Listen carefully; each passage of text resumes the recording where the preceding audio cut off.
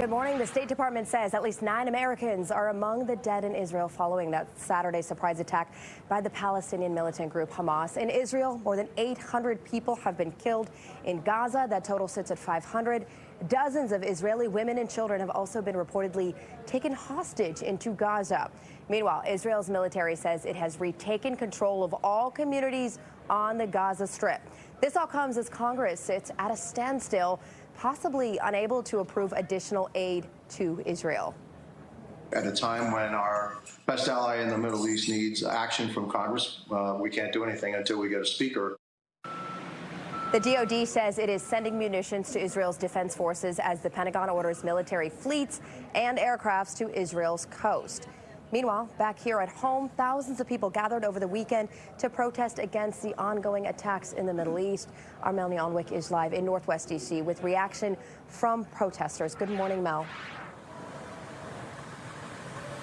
Good morning. Pretty quiet so far today here outside the Embassy of Israel, though we do understand there may be some organizations planning another vigil for this evening. Even so, from what you don't see, there's still an increased security presence, either by the Secret Service, embassy security, and other security forces around the embassy, as well as other areas in Washington, D.C. Let's take it to yesterday, where supporters outside the Embassy of Israel gathered to pray. They draped themselves in Israel's blue and white flag. There was also a rally at the Lincoln Memorial calling for peace. About 250 people there, we're told. Many people told us they're worried about family and loved ones.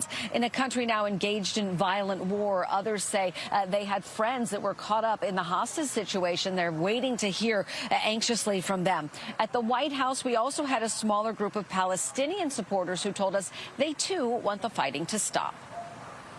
I think we need to stand in solidarity with Israel. What's happening right now is not just an attack on land, it's an attack on us as a people, and we need to show that we are united against this terrorist entity that's attacking us and our humanity. I just really want this whole thing to end because it's been 75 years and Palestinians deserve their freedom. And I feel like the media always pays more attention to the Israeli side and not the Palestinian side, and that's why our voices are really not heard by other people.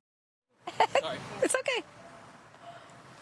Now, D.C. police are increasing patrols around houses of worship and tell us that they are in contact with law enforcement partners during this time of increased tension. And you can see a few people have come here to the embassy to lay flowers out in front of a tree outside of the gates here at the Embassy of Israel. D.C. Mayor Muriel Bowser said the city is joining those around the world who are calling for peace. Maryland Governor Wes Moore saying Maryland stands with Israel. And Virginia Governor Glenn Youngkin ordering flags throughout the Commonwealth to be lowered to half staff for the rest of the week in respect for the dead.